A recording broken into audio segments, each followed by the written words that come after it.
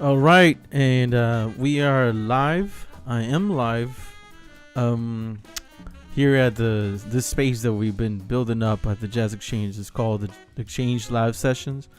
My name is Abel Mirales, and along with the beautiful Candice Reyes, we both run this whole thing, and we're very happy today that we have this very special guest. He's a guy that's been really just guiding a lot of musicians in this whole area. You know, he's definitely a strong icon in the music and in this music that we like. This is called jazz, and other musics too. I mean, so I'm very excited because I'm gonna have this gentleman with me. But before I introduce him and before I bring him in, I'd just like to let you guys know about some of the things that we're doing. Very particular thing that we're doing today that we haven't done on the previous weeks is that we're actually streaming this to our YouTube channel as well. So you should be able to see right now on the screen. You should see all our social handles, you know, our Instagram, our Facebook, and if you want to check out, if you're more of a YouTuber, you want to check out this interview and all the following ones in YouTube, just make sure to go to YouTube /the Jazz Exchange, and you get to see what's going on live. On top of also checking out some of the preview secret shows that we were doing before the pandemic, and some of the virtual Jazz Exchange shows that we've done as well. So make sure to check that out. We do also try to hang on Twitter, and then you can definitely check out our website. Let me tell you a bit of what's going on in terms of some of the programs that we have. Like, for example, we have our educational program. That it's a program that we've already been going on. We've been doing it for a couple years now in partnership with this great nonprofit in Montclair, New Jersey, called Jazz House Kids. We've had some kids from the Southwest, from the border of El Paso and Juarez, Mexico, to come down and take some classes with some of these amazing musicians in the East Coast, and also in partnership with S-Mart. They've been sponsoring all these kids for the past 2 years. This last summer it was virtual, but man, it was great. It kind of opened up a little bit to the opportunity for about 6 kids to participate virtually in this camp. So we're very happy about that. We are very happy that most of the kids that participated already going to college for music. We got a couple kids that actually got accepted to the new school in Manhattan after just really checking out what the feel of the East Coast was. They were just like, man, we got to be here. So make sure to check out what we're doing. All the information is on our website at www.thejazzexchange.org. And if you feel like you want to support one of these kids and or some of the more kids that they want the opportunity to come and really work really hard on their music, just make sure to reach out to us and let us know you want to do that. There's different ways that you could do that. One way that you can do that is by donating directly to our GoFundMe. That GoFundMe is directed to create different opportunities for musicians that fell out of work after this pandemic. So if you wanna help some of these musicians to stay connected and work and connected with their audiences, make sure to do that. Oops, sorry about that. Super excited again. I think it's time to bring in this gentleman into the mix here, because I like to talk to him and really just it open up the forum. If you guys have any questions for him, he's a gentleman that's been in the scene for some time now, and he's been mentoring some musicians without even knowing. I remember hearing this gentleman before even coming to the East Coast and just checking out some of his music, and it was just amazing to really just get to know him in person. I gotta say, I was intimidated because he's a strong cat, but man, he's such a nice guy too. So make sure to do that. Let me see what's going on Facebook. Is kind of so. Anyways, let me bring up this wonderful musician, saxophonist, composer, arranger, producer, everything. Man, this guy is such an inspiration and such a somebody to really guide. Welcome, Mr. Bruce Williams. What's going on, Bruce? How are you, man? How's everything, Abel? Everything's all right, man. Thanks for coming in. Thanks for your time, man. I know you've been on the screen for some time. A lot of hours today, and with the current situation we're in, we're doing the FaceTime, the Zoom, the Google Duo, right? Google Classroom, so much. Hey, Bruce, I hear the fan is kind of hitting a little bit directly into the mic. That's yeah, no problem. And Bruce, as I was mentioning, he's an amazing educator, and he teaches at Juilliard. He teaches at Jazz House Kids. and he's doing all kinds of things. And like Cam and other musicians, we've had to actually deal with the situation and adapt to get stay connected with their students and with our audiences, right? How you doing today? How was your teaching day today, man? Today wasn't so bad. I had the organization meeting and some students, and as far as that was concerned, it was pretty light. I've been up very early. Yep. Doing the over domesticated man. Like it's like the things I would do are the same, but they seem to be more because I have more time to do. Right, and you're around, right, all the I'm time. around, so there's a lot of honey-do time. Man, Bruce, I was we put the first song that opened up the stream was one of your tunes of your album. So I'd like to talk through some of the songs as we talk about yourself as your career and what you're doing now. With the Change Live sessions, what we're trying to do is talk and discuss about what's going on with music, the music industry, what's going on with your career, with your music and all that. So feel free to take the conversation in whatever direction you want to go. I know you're a big educator, man. I know you teach in different schools around, but then you're also a very active performer, and I know you've done. Recently you did some tours before the pandemic, and you did some recordings as well. Would you mind talking a little bit about the stuff that you were doing as an artist, as a performer before the pandemic? What was going on before this? Well, I was really planning to do some other recording of my own, but there's some recordings that have come out as a result of that pre-pandemic period. Like Vanessa Rubin's last record, there was a dedication to the great jazz composer Tad Dameron. I was on that. It was like I guess it was maybe an octet behind her, and a really huge project by bassist Greg August that deals with the subject matter of Emmett Till's death and racism, and like it's so timely now. Yeah. With the whole Black Lives Matter and urban struggle, people of color having struggle. It really is like it's on point. It's poignant. Yeah. So it just worked out, right? Like yes, it lined up. That's crazy, man. And I'm sorry. Go ahead. And then just like helping to support other people's projects that I'm a part of, their gigs, to their ideas. Brainstorming. We're always very busy doing things. Yeah. In the music and about the music and for the music. I really believe in.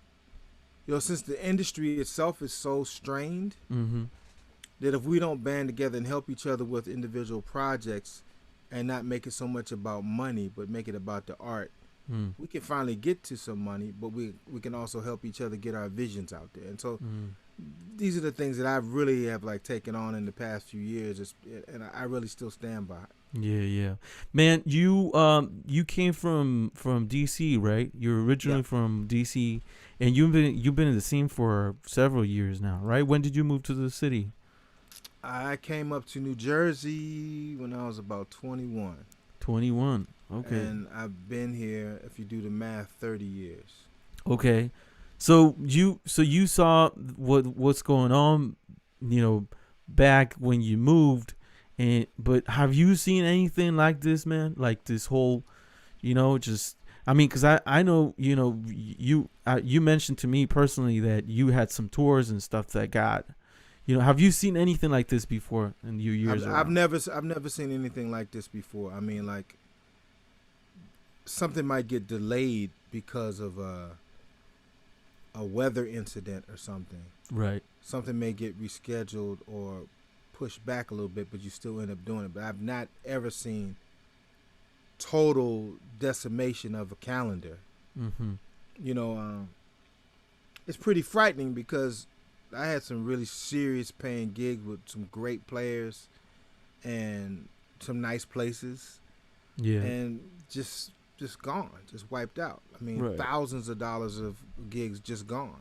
Yeah. And not to mention, just like you talk about education, like what this whole thing has done to young people and students, not just college students, but just young people. Because I have a young child. I have a 12-year-old daughter. Mm-hmm. You know, and the grief I see in her eyes, Yeah. the boredom, the struggle of trying to stay busy, the Right. frustration of just being in the house all the time and being afraid. You know, like the whole thing has made us very afraid of basic human interaction. Right. And I can see the toll it's taken on her. Not to mention just the household, because we see each other every day.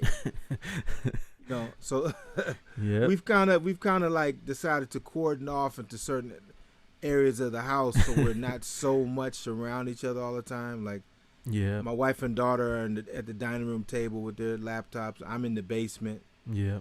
My mom is either in the basement or her room. My son is in his room at work. It's just, but when we all get together, you can tell the tension is there. The love is there, but the tension is there because we don't have a release or any relief from each other. That's And right. this is typical of any household right now, you know, a large household.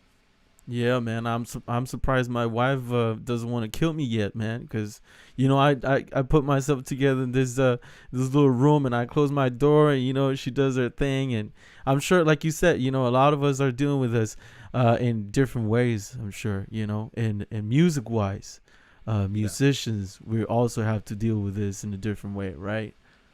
Well, I had to, embarrassingly, I had to get my tech stuff up really quickly. Because I used to be kind of up on it, but then I let it go because the saxophone, quite frankly, is a little more important to me Right. than worrying about how much RAM my computer has. You know, Right. and at one time I was very involved in, you know, several Mac computers at a time and this and that.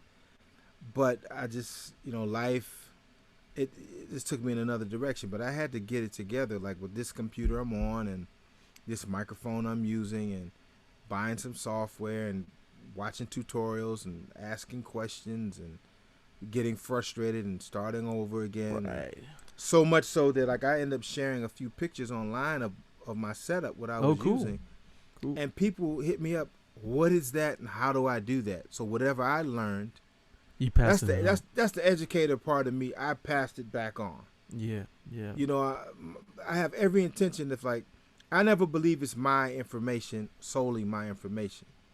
So if I can share it, I'll share it. Mm-hmm. Yeah. You know. Yeah, I know what you mean, man. And it comes back what you were saying earlier, right? Like the whole thing of helping us out each other, you know, to if you have a project.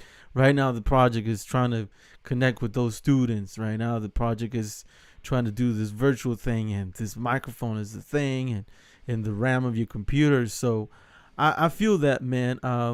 You know, actually, we had a chance to interview.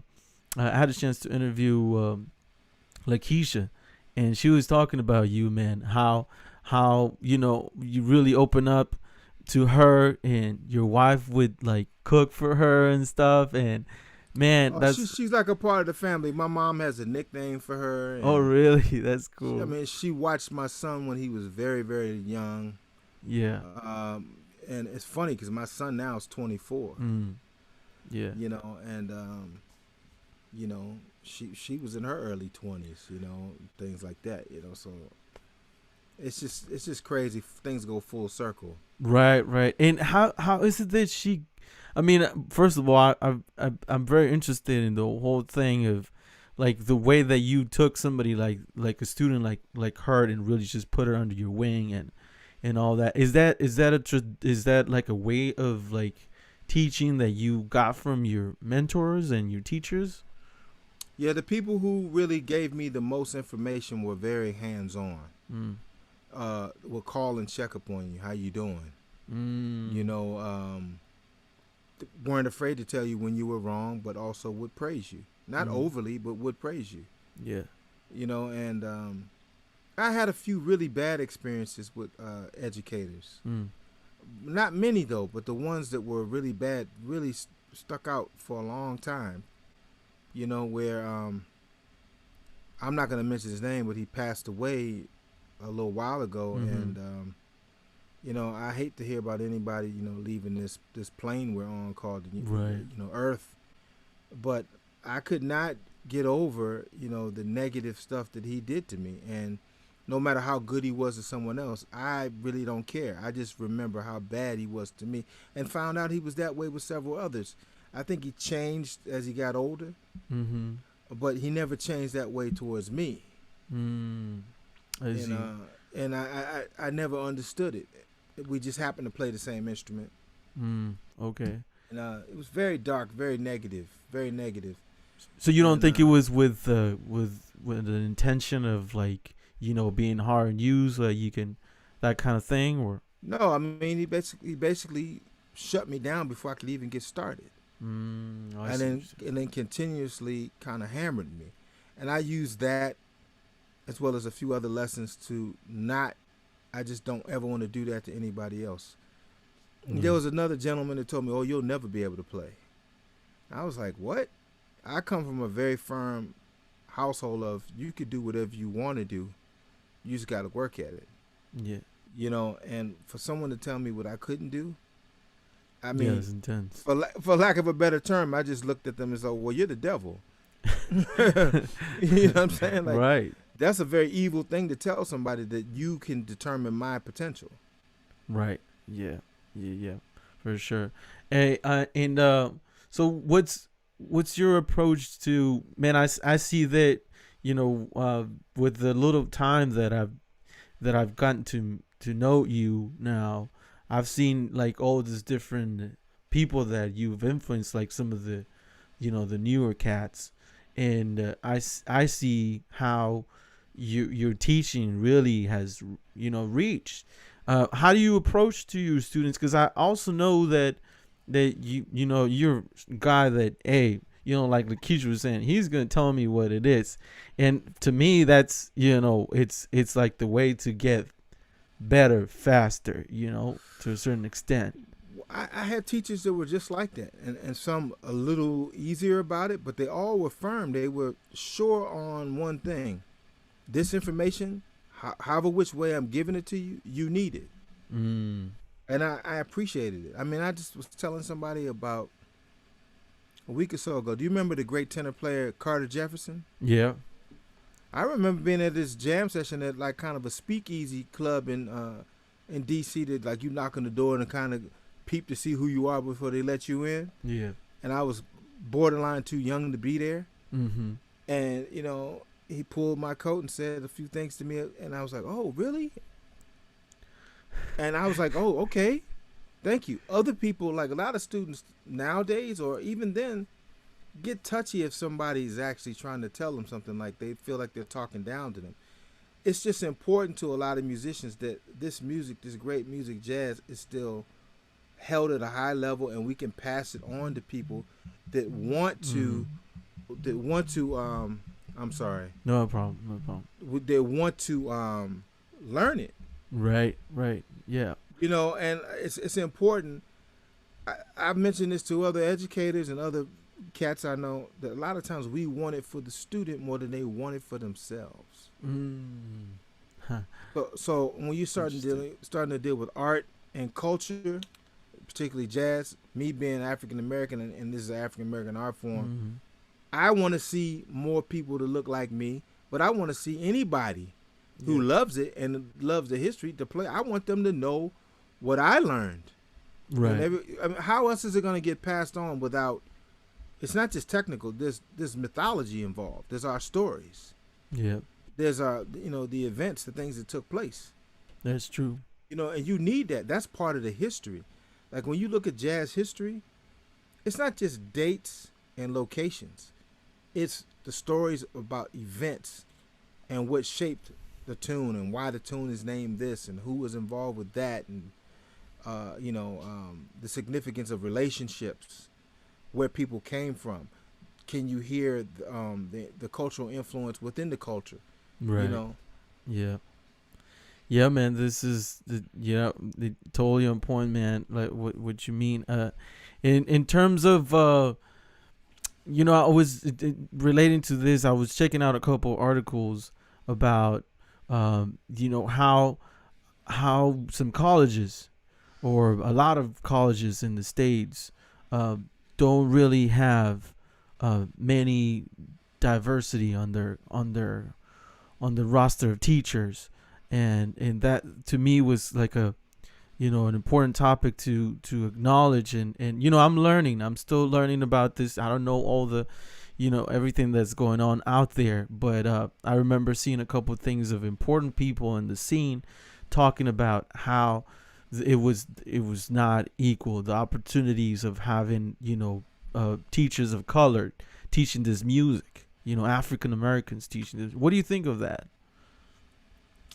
It's kind of easy to see. I mean, let's not even just stop with the teachers.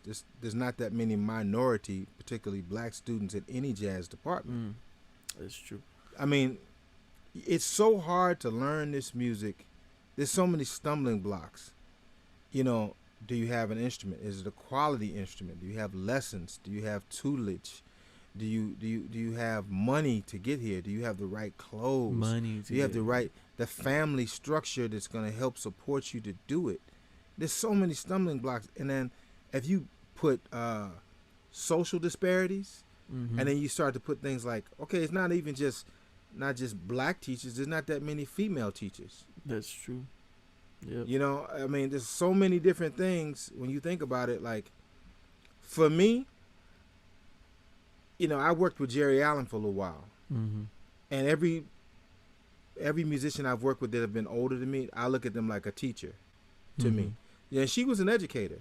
But when she gave me that look on the bandstand, man, I was like, whoa, what does that look mean? I mean, am I doing it right or wrong? It might be in question, but that was a learning situation. That was a teachable moment, how to react and all that. And it was from a woman. Right. But a great woman. I mean, I spent time playing a lot with Cindy Blackman. Yeah. Before she was Cindy Blackman Santana. When she was Cindy Blackman. I see. Playing, and I played in her band around the time when this record called The Oracle came out, which had Gary Bartz on it. Gary Bartz, I don't think made many of the gigs or the tours at the time, but I know I toured France with her and made gigs around the city. And she was the leader. So the experiences of women, black women, African American males, whatever, is needed because there's a story there. The music has very much been documented in such a way that, like, you could almost learn the bits and pieces of it to get out here and play, but there's a lot going to be missing without the stories, without the cultural and historical things being contextualized properly. Right. That's I totally agree with that. It's something that's got to be there, or in a lot of the cases is missing because the people there might not have those stories, I guess, right? Well, they have their own stories. Right, they have their own stories. That's right. I'm not discounting anybody's journey or their story, but I personally have worked with people that have worked with Miles, maybe even Train. I know they sat in with Train. Yes, Train. I've worked with people who work with Train and Charlie Parker. Nice. So like my lineage musically connected to them. My teachers is very much like for me, I'm a martial artist. I'm a Brazilian Jiu-Jitsu black belt. I can tell you my lineage all the way back to the famous Gracie family in Brazil. I know my lineage. It's not like we would say McDojo, like like just McDonald's, fast food. No, it's like it's high level restaurant culinary art, just like we're talking about jazz. And this music has a way of being passed orally. The tradition is very much oral and oral. You know what I mean? And from my perspective, I have things I can tell you that no one else can tell you, because I was basically raised by these various people. Things were said to me, concepts were given to me, that like you can't get in a classroom. Now I was in a classroom one time, and the teacher was talking about Ornette Coleman, and he was talking about Ornette Coleman's bass players. They want to like the list of these people, and I can't remember my man's proper name, but they got to these different bass players, and they said Jamaluddin Takuma. Mm-hmm. And I can't remember Jamaluddin's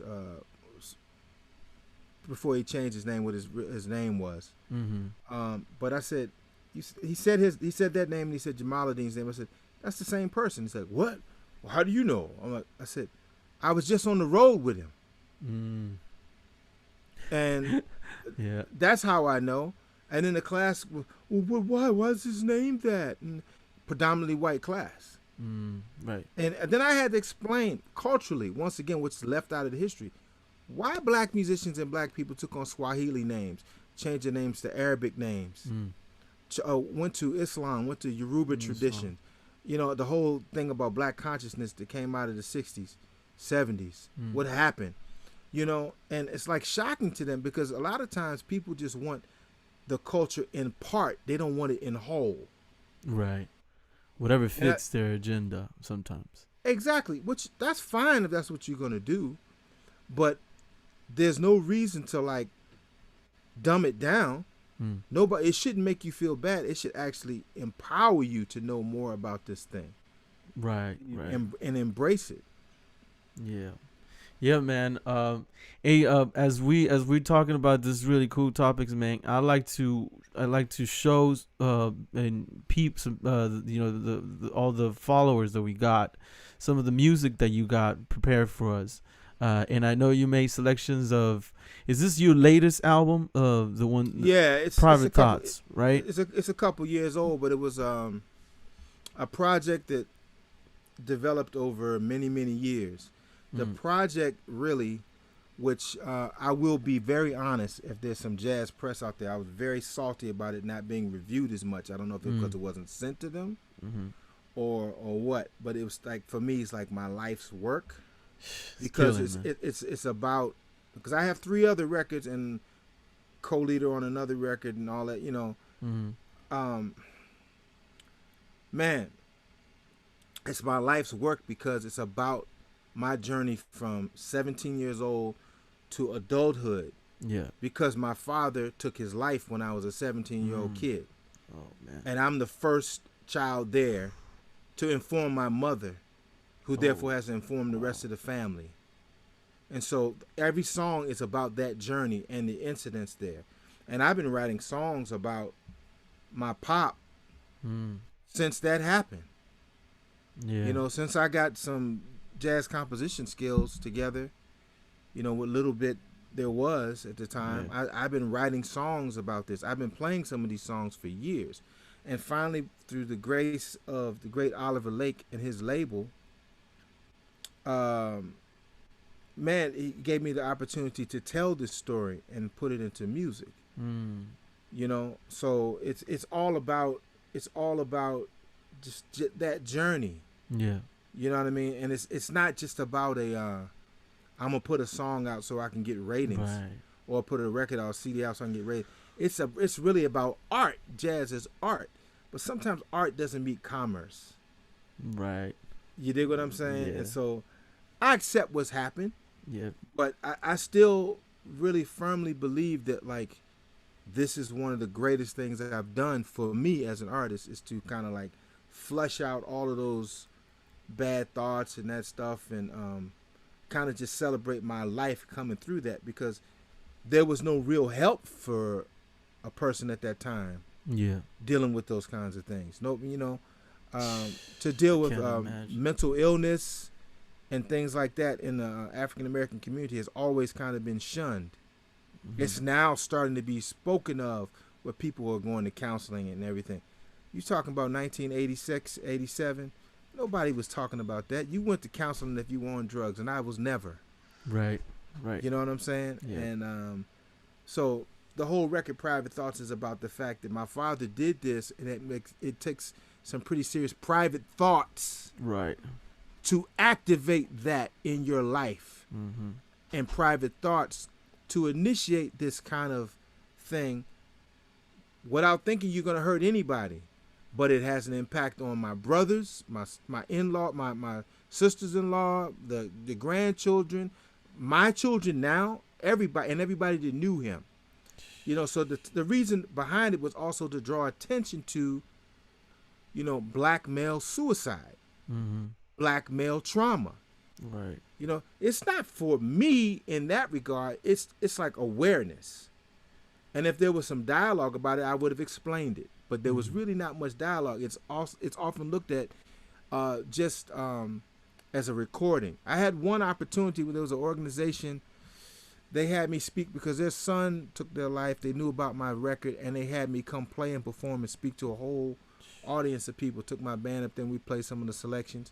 It was one of the most powerful things I've done in my life, to just openly talk to people that don't know me. I mean, I'm very used to it at this point, very much used to that. But to express that the human condition, the mental health condition in this country, and maybe even, like, let's say globally, we're in trouble. We're in trouble. And we've been in trouble for a long time, and we need to address it, not have any shame about it. Right. Yeah. Address the situation. Man, can we share them with the first tune? Is the first tune in the album, isn't it? Mata Leon? So Mata Leon is a play on words. Mata Leon really means the lion killer. So in Brazilian Jiu-Jitsu, when you apply what's called a RNC, or rear naked choke, it's a strangulation. Like, we use the word choke loosely. It means a strangulation because you're cutting off the carotid arteries. Oh, shoot. Right? It's not a wind choke. It's a blood choke. But when somebody puts a noose on their neck, it's also a blood choke. I see. So it's a play on the struggle, knowing what happened and what I do to people in the sport, my martial art. Actually, what I avoid having done to me too. You know what I mean? Right. Man, it's amazing to hear the connection of this music, with, to your personal, experiences. I personally, I had a situation with my dad passing 7 years ago, and just really bringing. And I bet at any age, man, it really changes your life, losing somebody like that, and, channeling that to write some tunes. I got some tunes that I wrote that eventually, hopefully, I like to put them out. And so, man, let's listen to Mata Leon. This is from Bruce Williams' recording, his album called Private Thoughts. Hope you guys enjoy it.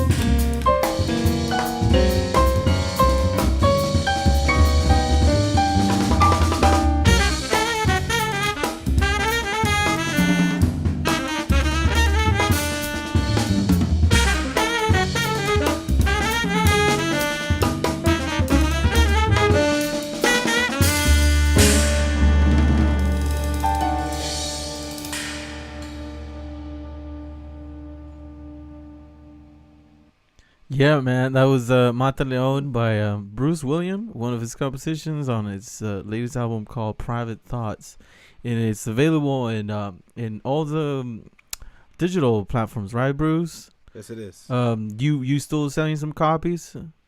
Yeah, I'm playing outside in Montclair, New Jersey, Church Street this Cool. Saturday evening, closing one of these events for Jazz House Kids Montclair Nice. Jazz Festival. And I will have a handful, as much as my fist can hold. Come out and try to get a cut, man. This is killing. Can you tell us about the album? Who's on it and would all that? On that track, I mean, throughout the record is Chris Berger on bass. Chris Berger. Vince Ector on drums. A couple of tracks has Chris Beck on drums. That track had my homeboy Alan J. Palmer on piano, longtime member of Jackie McLean's band. We grew up together, but he was Jackie's last piano player.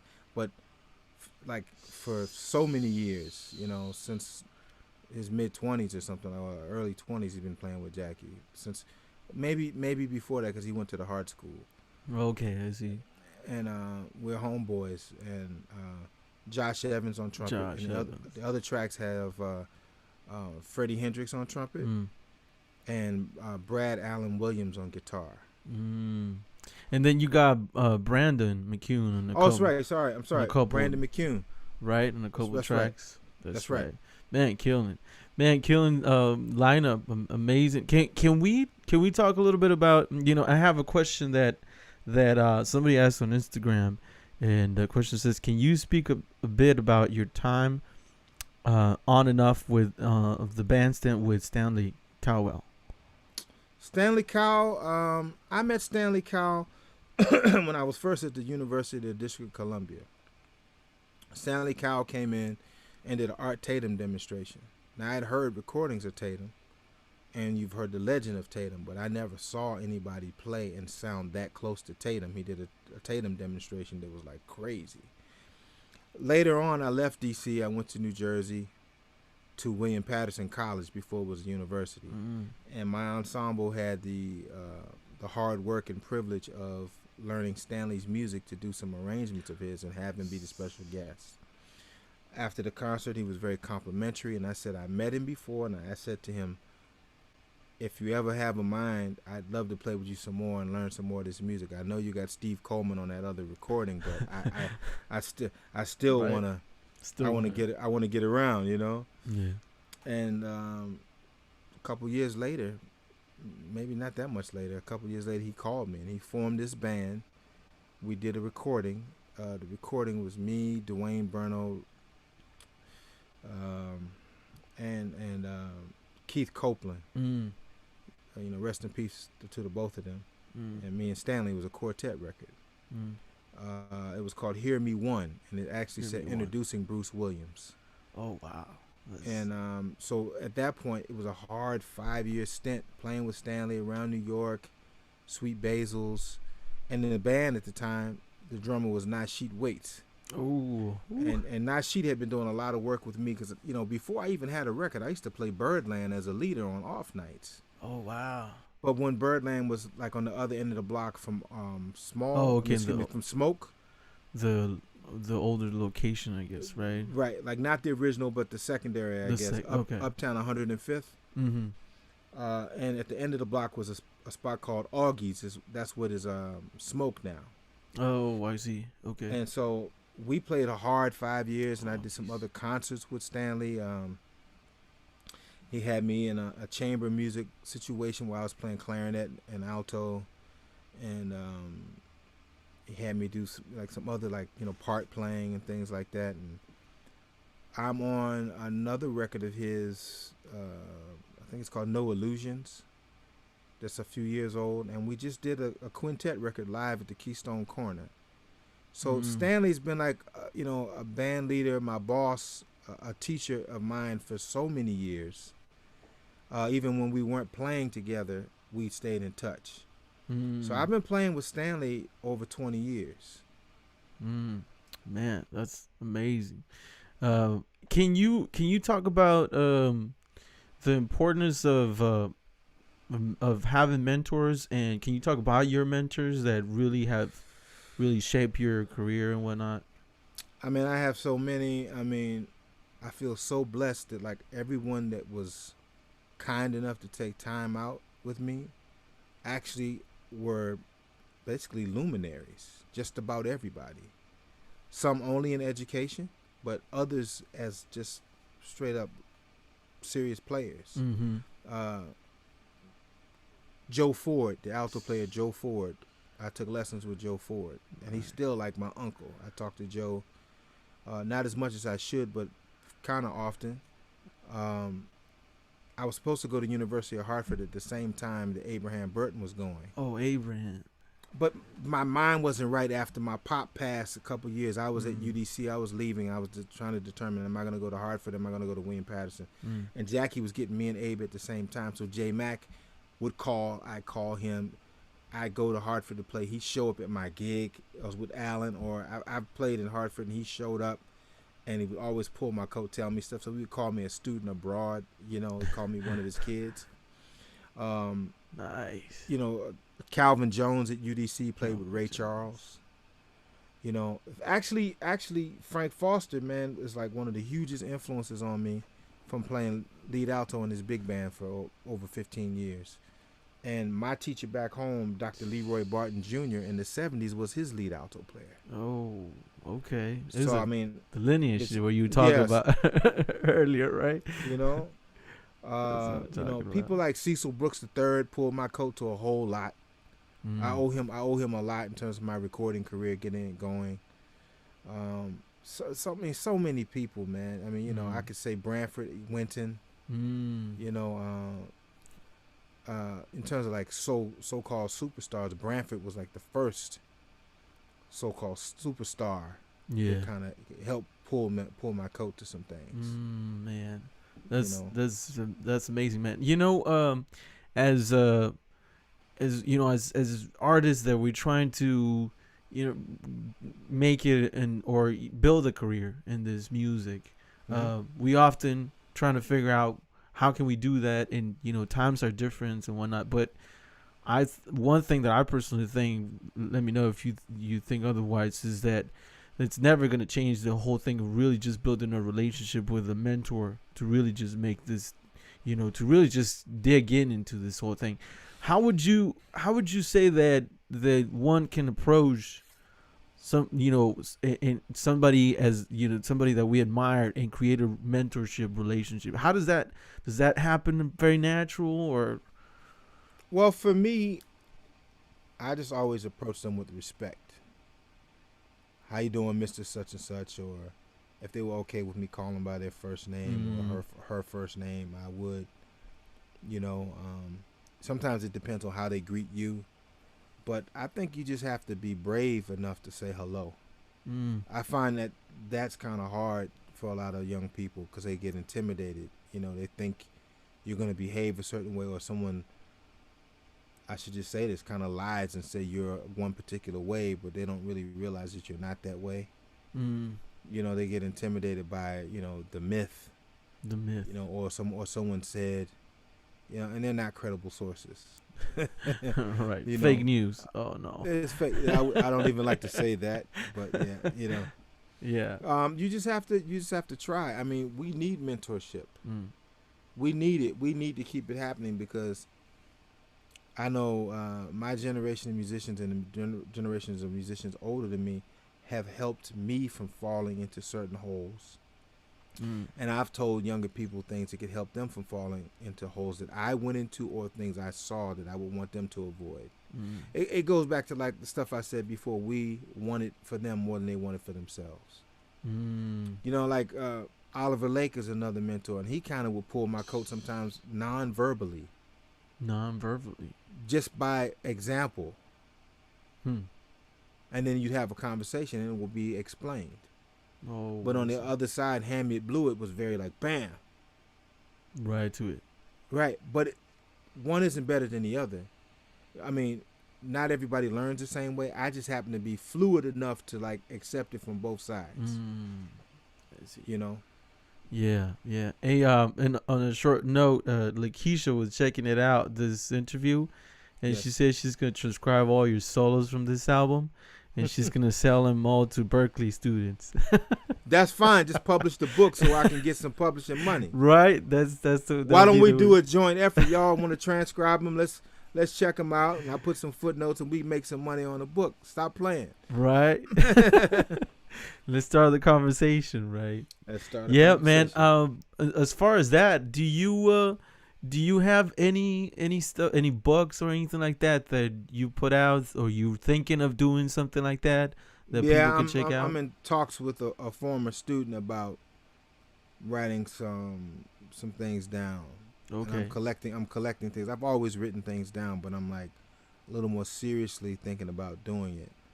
Man. Because I have an approach that I think is helpful. That it's not just notes; Mm-hmm. it's also philosophy. Philosophy. Yeah. It's also business or career stuff. And sometimes it's just like not how to do, but what to do. Now, how to No. do it, but what to do it, because it's missing, right? Things Right. that we. Okay. You I know, see because that. like how to do, like sometimes we give away too much information at one time. But if you point someone in the direction of the topic they should be checking out, then they can start to investigate it on their own and then come back and ask questions. Mm. You know what I'm Right, saying? right. The whole. Yeah, man. I really appreciate that from some of my teachers that sometimes they just really just point me and this is what you gotta do. But Yeah. then my first thought is, but how do I do it? And they wouldn't tell me, man. It was like, this is what you gotta do, and you gotta if I tell you exactly what you're gonna do, then I'm priving you from figuring out your own way. That's of right. I doing mean, look, things. you have to grow from self-discovery also. You got to make your own mistakes. I can't keep you from making all the mistakes. You got to fall and skin your knee. Everybody has fallen and skinned their knee or busted up their elbow or hit their chin as a child. Everybody has done it. Mhm. So now musically you have to go through the same things. Yeah. You know what I mean? Some stuff, the harsh stuff, I really would like to have people prevent that. But some things are trial and error. This music is about self-discovery. Mm. If you want to have your own voice, you want to project what you're trying to do, you have to scuffle a little bit and figure out, does this work for me? Am I comfortable with this? Yeah. Man, I could see, like, I'll be one of the first one to try to get one of those books, man, once it comes out, Man, I really love your sound, man.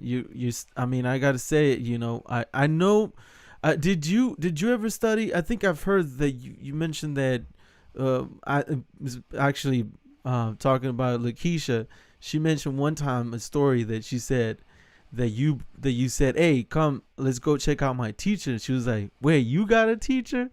And that you guys went down to trumpets, and it was Kenny Garrett playing. So you guys you studied with him for a little bit? I have a relationship with Kenny. I mean, I consider him a teacher also. Yeah. I mean, I actually formally studied with Steve Wilson. Oh, I see. But Kenny was a teacher also, because I would go to his house, sit in a chair, he's at the piano, and we start playing stuff, exchanging ideas, asking me this, giving me a piece of sheet music to check out. Sometimes just chords, sometimes it's a melody, or the melody has different chords, like a contrafact that's reharmed or whatever. Yeah. Like when he was doing those alternate changes on What Is This Thing Called Love, there were a few of us that actually went there and scuffled through them with him while he was playing them on piano. And I've had numerous phone conversations where there was no saxophone. I'm at my keyboard, he's at his piano, and we're talking about harmony. Oh, okay. So yeah, he's a teacher. He's an influence for sure. Man, that's awesome, man. Going back to my comment, your sound I hear a little bit of that, but I hear your own thing and taking it further, and so it leads me to the next tune that I like to show that you selected, but before that, I just want to give a shout out to some of the people that are checking it out. Shout out to Nimrod Speaks, checking you out, checking the whole thing out, and We got to play, Nimrod. We got to play, man. Flavio Silva, Willem Dellisfor, Jeanette Barry, and all this other people, man. So Flavio, stabilize. Yeah, man. So this is Private Thoughts from Bruce Williams' latest album, Private Thoughts. This is a title tune, and I see you featuring Brandon McCune on this one, right? And yes. Then and the rest of the band. So check it out. Hope you guys enjoy.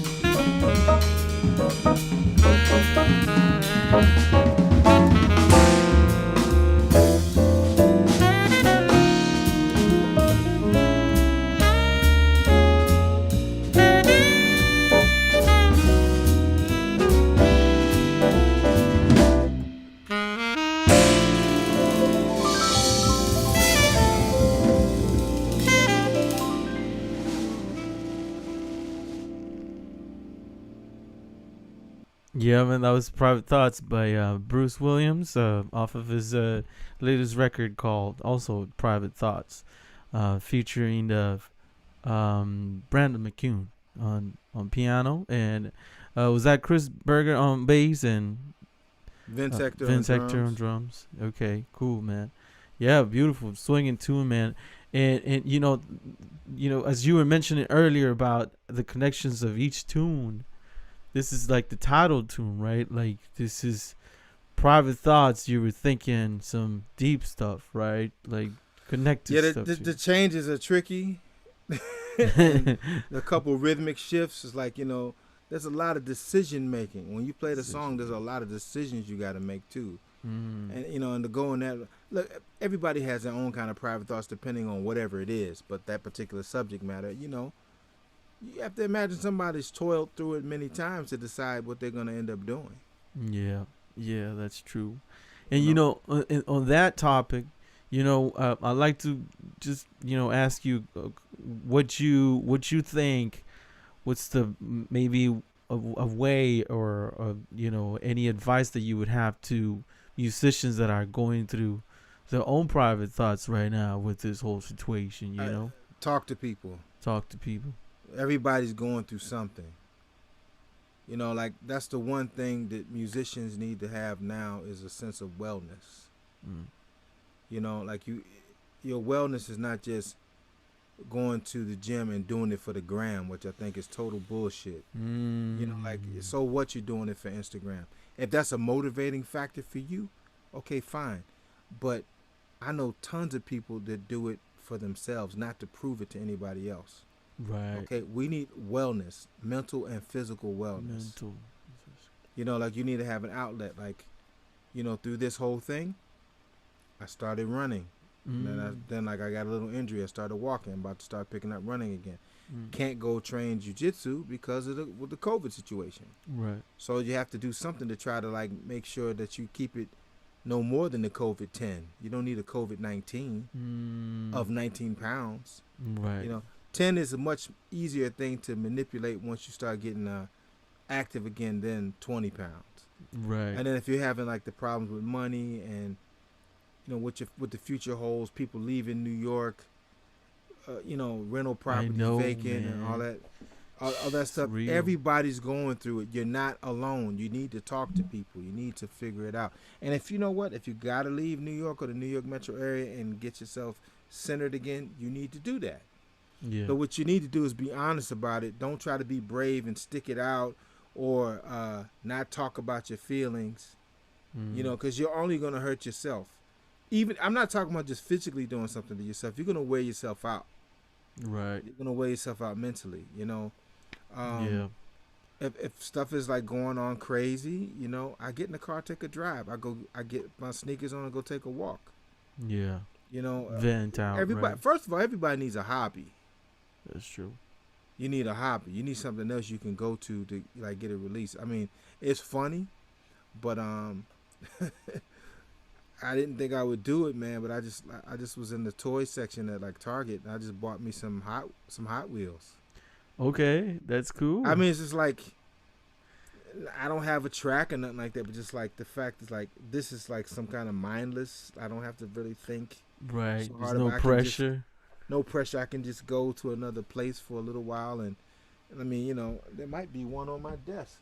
There you go. Let's see your collection. You starting a collection. Well, the collection's upstairs, but I've got one here.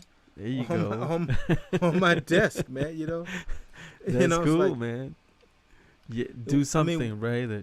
Do something. You know what I'm saying? If it's reading, if it's getting with a group online, like my wife, man.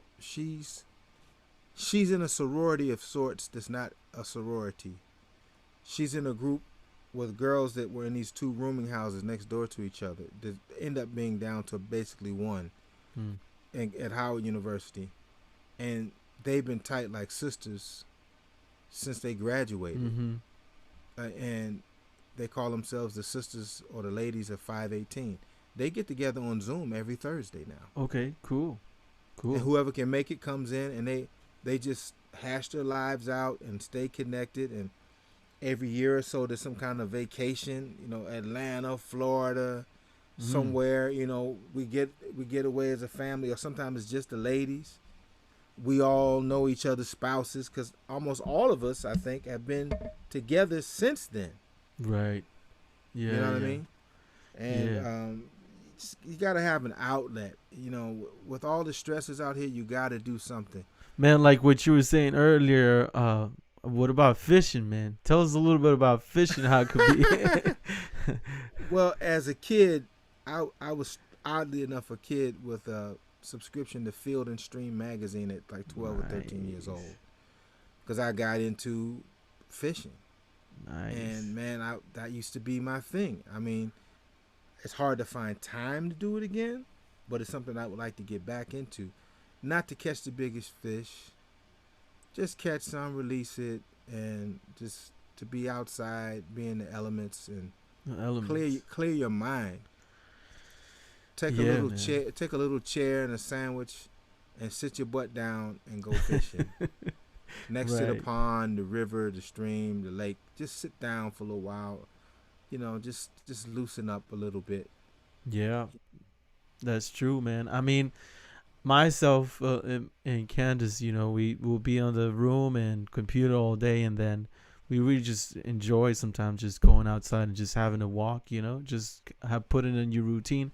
And then we start venting out, man, this was what happened, and even if you don't have somebody like that, maybe, through Zoom, like you said, or just get on the phone. Sometimes nowadays it's so harsh for us to just call somebody, man. I try my best to FaceTime people if I can, more than just call them, because we've lost that physical connection. If I see you, I feel like I'm more with you, than not. That's true. Yeah, man. Well, how about we I know we've been here for a minute now, and I like to show them your music. This album is amazing. We actually pinned one of the links to your album in Bandcamp, which it's probably one of the best platforms that. Which one is that? Is that More to Go? I think this one. That should be on Bandcamp also. That should also be on Bandcamp. So Bandcamp has these things where like once a month or something like that. I'm not 100% sure how it works, but the artist gets like almost 100% of all the sales. So we just decided, hey, look, if people want to buy the album, just we can put it out there that way. So make sure if you like this, if you like his album, and you have, how many other albums do you have, man, as a leader? My first one was called Brotherhood. It was on Savant, used to be Muse Records, Savant High Note. And the second was called Altoicity. I didn't come up with the title, they did, but Altoicity. I put out another record called More to Go. More to Go. On my own label, Brushwood Music. Oh, cool. And this Private Thoughts is on Oliver's label. There's a record with me in the group called the Jazz Futures. Not the Jazz Futures, the Jazz, what would we call it? The name of the band is that the jazz something. I forget the name of the band, but we backed little Jimmy Scott.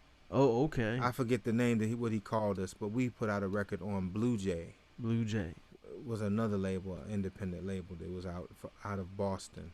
Okay, and they're all in the platforms, pretty much. I believe so. Yeah. Okay. Cool. Yeah. Stuff is out there, Stuff is out there. There's more to go. There's more coming, And the book is coming. Now you got our wheels turning, man. Now we know when we want to know when that book is gonna come out. Yeah, some work is going towards it. Yeah. All right. Well, let's listen to Old Forester. This is another tune that you selected for today's show. And so let me tell you about. Yeah, tell us about it.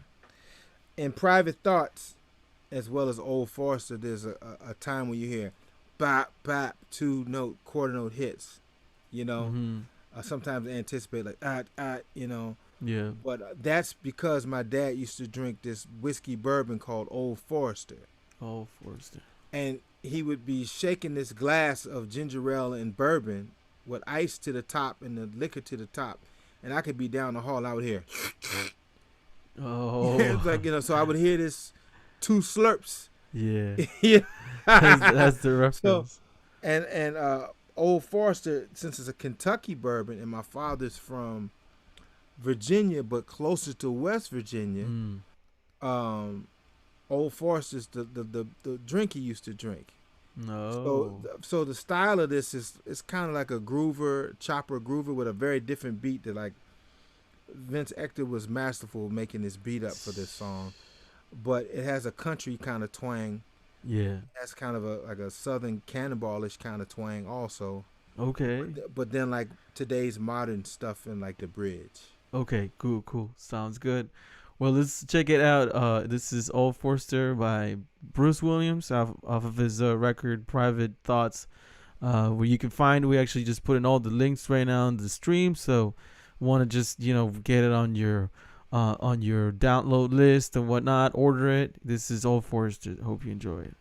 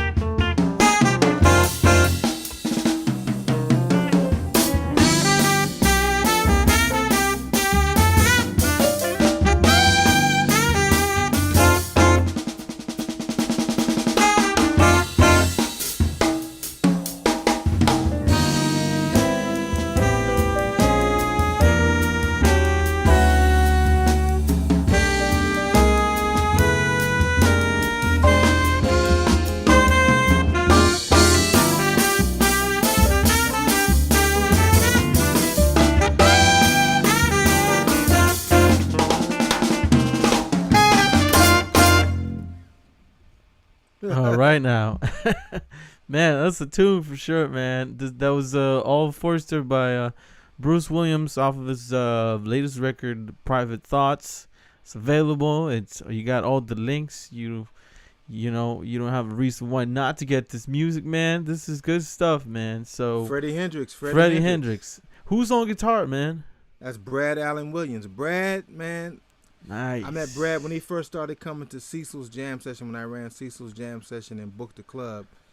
And I just heard something in Brad very, very early. He was at William Patterson, I guess, getting his master's at the time. And I just trusted my gut and my ear with him. And he's so talented. He can play so many different styles confidently. Yeah. Like on the record, I was like, man, I want to sound like this. I want to sound like that. You get Pick up a different guitar, different effects, or, okay, I know what you're talking about, play that style. And accommodate me like a great session player, like from Stax or Motown or Philly International. He's a student of the guitar from R&B to jazz. Okay, cool. And he's out there playing with a lot of R&B group. I mean, he's out there with Nate Smith and nice. I can't remember the sister's name, a blues singer that he's out there with right now. He plays with her. Okay. Well, he's home right now, but those are his gigs. Man, his sound is killing in this tune. I mean, he's from Memphis. So when I told him I wanted, my father liked Westerns and was from Loudoun County, Virginia. He was like, I know. I was like, and this bourbon, Old Forest, and I pull up a picture. This is what Pops did. Okay, I got it. Right. You know? Nice, man. Yeah. Everybody, man, the band is killing. Just trying to paint a picture. Yeah. You know what I mean? I heard the reference there. Bop, bop. You know? Man, I bet those those sounds gonna bring those memories of your dad, right? Oh yeah. I mean, like, look, man, it wasn't all bad. It was a tragedy, but it wasn't all bad because those things helped me fight to get to where I am. Mm-hmm. Yeah. You know, I have a wonderful family, wife, kids. My mom lives with us. Mm-hmm. I can't say that I'm upset about my career. I've had a pretty good career so far, and I hope to improve it more, and from performing, touring, educating, sideman, leader stuff. Yeah. Just want to do more. Yeah. And I intend to do more, intend to help more, intend to be able to be helped more. Yeah. You know, this is a continuum. We're not stopping anytime soon, you know.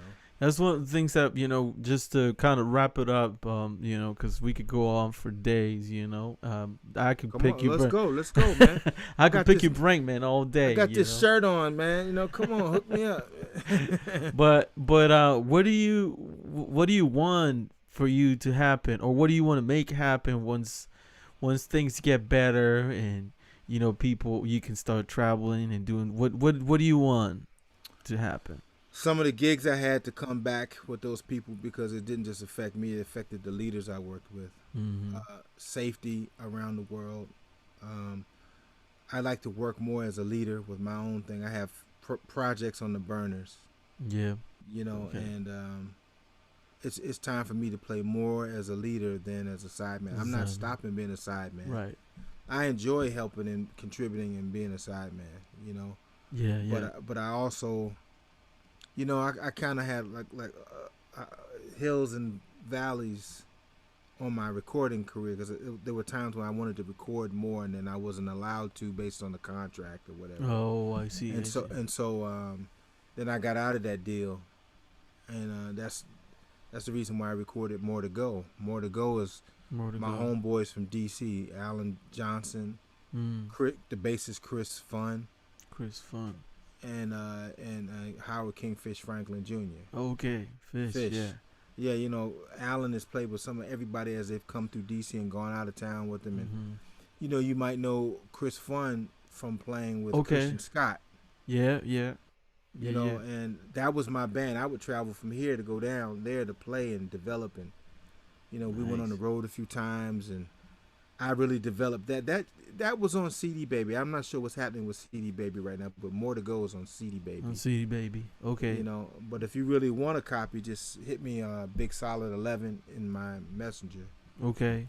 We'll work it out so you can get a copy. Definitely, man. Thanks, again, for your insight, man, for your time, and for all the things that you've done throughout the years, creating the music that you have created, mentoring the people that you have mentored, and all the continuous work that you're doing.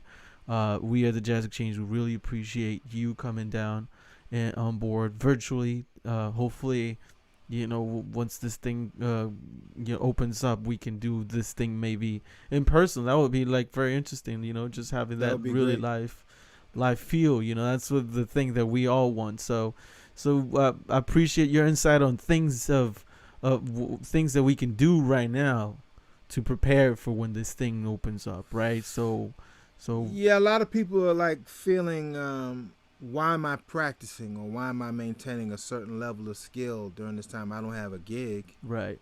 And we've all had that feeling a little bit, but it's important because this is not going to stay this way. Exactly. If you avoid illness, this eventually will turn over and we'll get back to it.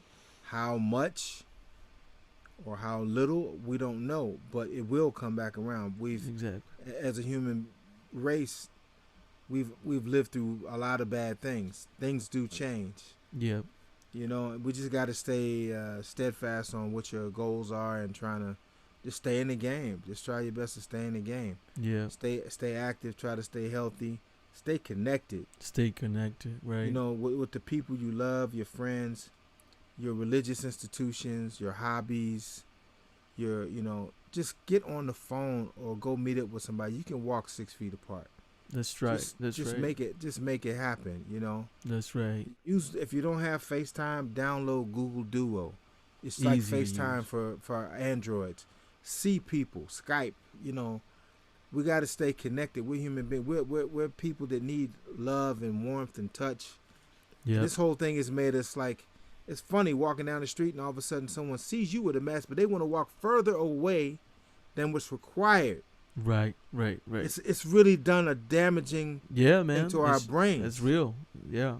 We have to so overcome when we come out that. of it, are we going to still be in this kind of this state of everybody's dirty? Right. We weren't that way before. We can't come out of this. We got to come out of this thing a little better than we came into it. Yeah. Something about your life has to change for the better For the better. Yeah. Something you learned, something you gave, a perspective. Maybe you got to go vote too, man. Most definitely you have to vote. Right. Most definitely. I mean, I don't want to hear this, the lesser of the two evils and all that stuff. Right. Just exercise your right to vote, because too many people, I know my family, a lot of people fought to get to this position to be able to have a right to vote. Exactly. Yeah. So all this, come on, let's get to it. Yeah. You exercise can worry about that. Your responsibility, right? Right. You can worry about who's getting to the NBA playoffs or the World Series, but you're not going to worry about voting. Right. I mean, you make those things are petty in comparison. Exactly. And vote locally. That too. You have to vote locally, not just the presidential election. Mm-hmm. And you have to educate young people on the importance of voting and finance and government, and how to save a little bit, or how to invest, even investing in your own craft, your musical instruments, your equipment. That's true. These conversations have to be had. Yeah. Live or on Zoom or whatever. They still gotta happen. Yeah. They have to happen, but for real, we definitely have to vote this go round. Bruce Williams for president, man. No. Soon coming on. Come on. No. No, but we gotta vote. We gotta do what we gotta do. So, hey, again, man, thanks so much from the Jazz Exchange, from Kansas and myself for all you do again, and so I hope to get to hang out with you soon once this thing. I would love it. Opens up, we can go virtual fist pound. Virtual pound. That's it, man. Thank you so much, and you have a good rest of the day, the evening, and I'll see you soon. Okay, Bruce. Thank you so much. All right, you take it easy, man. All right, thank you. Support the Jazz Exchange. Thank you, man. And for everyone, coming up next session, we have Lisette Santiago. So make sure to tune in. Candace Reyes will be talking to Lisette and talking about some really cool things that she's doing. She's an amazing percussionist. Make sure to tune in every Wednesdays at 8 p.m. Eastern time. So see you guys next.